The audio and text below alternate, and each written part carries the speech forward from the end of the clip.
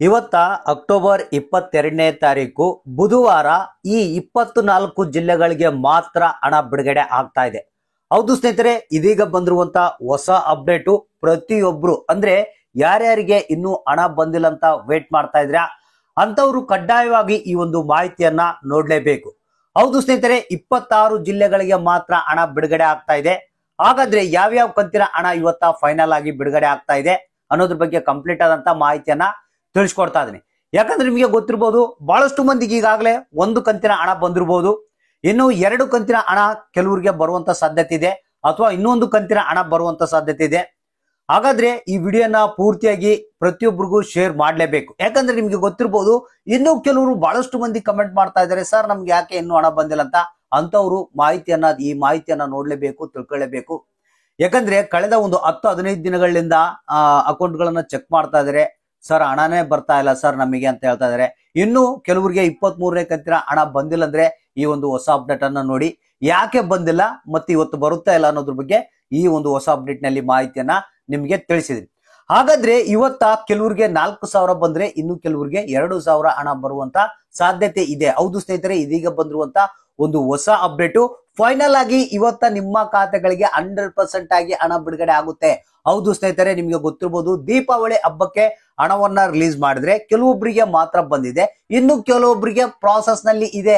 ಹೌದು ಸ್ನೇಹಿತರೆ, ಆ ಪ್ರಾಸೆಸ್ ನಲ್ಲಿ ಇರುವಂತವ್ರಿಗೆ ಇವತ್ತ 100% ಆಗಿ ನಿಮ್ಮ ಖಾತೆಗಳಿಗೆ ಹಣ ಜಮಾ ಆಗ್ತಾ ಇದೆ. ಹಾಗಾದ್ರೆ ಯಾವ್ಯಾವ ಜಿಲ್ಲೆಗಳಿಗೆ ಹಣ ಬಿಡುಗಡೆ ಆಗ್ತಾ ಇದೆ, ಎಷ್ಟು ಬಿಡುಗಡೆ ಆಗ್ತಾ ಇದೆ, ಇವತ್ತ ಯಾರೆಲ್ಲ ಪಡಿತಾ ಇದಾರೆ, ಮತ್ತೆ ಕೆಲವರಿಗೆ ಹಣನೇ ಬರಲ್ಲ. ಹೌದು ಸ್ನೇಹಿತರೆ, ಅಂತವ್ರು ಯಾರು ಅನ್ನೋದ್ರ ಬಗ್ಗೆ ಕೂಡ ಮಾಹಿತಿಯನ್ನು ತಿಳಿಸ್ಕೊಡ್ತೀನಿ. ವಿಡಿಯೋನ ಆದಷ್ಟು ಪೂರ್ತಿಯಾಗಿ ನೋಡಿ, ಎಲ್ಲರಿಗೂ ಈ ಒಂದು ಮಾಹಿತಿಯನ್ನು ಶೇರ್ ಮಾಡಿ.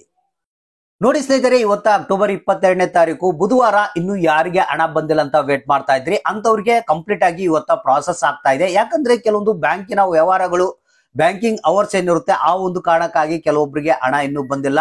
ಏನು ವರ್ಕಿಂಗ್ ಡೇಸ್ ನಲ್ಲಿ ಅದನ್ನ ಹಣವನ್ನ ಪುಷ್ ಮಾಡಿದ್ರು, ಅಂದ್ರೆ ಹಣವನ್ನ ಹಾಕಿದ್ರು, ಅಂತವ್ರಿಗೆ ಮಾತ್ರ ಹಣ ಬಂದಿದೆ, ಇನ್ನು ಕೆಲವರಿಗೆ ಪೆಂಡಿಂಗ್ ಇದೆ ಅಂತ ಹೇಳಿದ್ರು.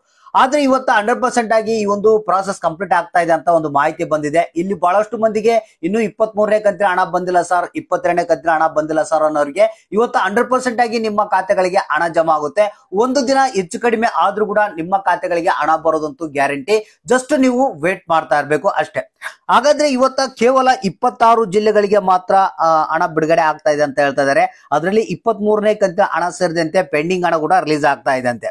ಹಾಗಾದ್ರೆ ಇಲ್ಲಿ ಧಾರವಾಡ ಮತ್ತೆ ಯಾದಗಿರಿ, ಉತ್ತರ ಕನ್ನಡ, ದಾವಣಗೆರೆ, ಉಡುಪಿ, ದಕ್ಷಿಣ ಕನ್ನಡ, ಚಿತ್ರದುರ್ಗ, ತುಮಕೂರು, ಶಿವಮೊಗ್ಗ, ಚಿಕ್ಕಮಗಳೂರು, ರಾಮನಗರ, ಚಿಕ್ಕಬಳ್ಳಾಪುರ, ರಾಯಚೂರು, ಚಾಮರಾಜನಗರ, ಮೈಸೂರು, ವಿಜಯಪುರ, ಮಂಡ್ಯ, ಬೀದರ್, ಬೆಳಗಾವಿ, ಕೊಪ್ಪಳ, ಬೆಂಗಳೂರು ನಗರ, ಬೆಂಗಳೂರು ಗ್ರಾಮಾಂತರ, ಬಾಗಲಕೋಟೆ, ಹಾವೇರಿ, ಕೋಲಾರ, ಕೊಡಗು ಅಂತ ಹೇಳಿದ್ದಾರೆ. 26 ಜಿಲ್ಲೆಗಳಿಗೆ ಒಟ್ಟು ಇವತ್ತು ಹಣ ರಿಲೀಸ್ ಆಗ್ತಾ ಇದೆ. ಅದರಲ್ಲಿ ಪೆಂಡಿಂಗ್ ಹಣ ಮತ್ತೆ 23ನೇ ಕಂತಿನ ಹಣ ಬಿಡುಗಡೆ ಆಗ್ತಾ ಇದೆ. ದಯವಿಟ್ಟು ಯಾರಿಗಾದ್ರೂ ಹಣ ಬಂದಿಲ್ಲ ಅಂದ್ರೆ ದಯವಿಟ್ಟು ಕಾಯ್ತಾ ಇರ್ರಿ. ಯಾಕಂದ್ರೆ ಬ್ಯಾಂಕಿನ ಒಂದು ಅವರಿಂಗ್ ಅಂದ್ರೆ ವರ್ಕಿಂಗ್ ಡೇಸ್ ಏನಿದೆ ಅದರಲ್ಲಿ ಮಾತ್ರ ಈ ಒಂದು ಹಣ ಬರುವಂತ ಸಾಧ್ಯತೆ ಇದ್ದು, ಕೆಲವರಿಗೆ ಈಗಾಗಲೇ ಮೊನ್ನೆ ಏನು ಡಿಬಿಟಿ ಪುಷ್ ಆಗಿತ್ತು, ಅಂದ್ರೆ ಬ್ಯಾಂಕಿನ ಒಂದು ಹಣವನ್ನ ರಿಲೀಸ್ ಮಾಡಿದ್ರು, ಅಂತವ್ರಿಗೆ ಹಣ ಬರ್ತಾ ಇದೆ. ಒಂದು ವೇಳೆ ನಿಮ್ಗೆ ಬಂದಿಲ್ಲ ಅಂದ್ರೆ ಇವತ್ತಲ್ಲ ನಾಳೆ ಹಣ ಕಂಪ್ಲೀಟ್ ಆಗಿ ಬಂದೇ ಬರುತ್ತೆ. ಜಸ್ಟ್ ವೇಟ್ ಮಾಡ್ತಾ ಇರ್ರಿ. ತಪ್ಪದೆ ಕಮೆಂಟ್ ಮಾಡಿ ಇವತ್ತ ಯಾರಿಗೆ ಹಣ ಬಂತು, ಯಾರಿಗೆ ಇನ್ನೂ ಬಂದಿಲ್ಲ, ಯಾವ ಜಿಲ್ಲೆಗಳಿಗೆ ಬಂತು, ಯಾವ ಜಿಲ್ಲೆಗಳಿಗೆ ಬಂದಿಲ್ಲ ಅನ್ನೋದನ್ನ ಕಮೆಂಟ್ ಮಾಡಿ ನಮಗೆ ತಿಳಿಸಿ.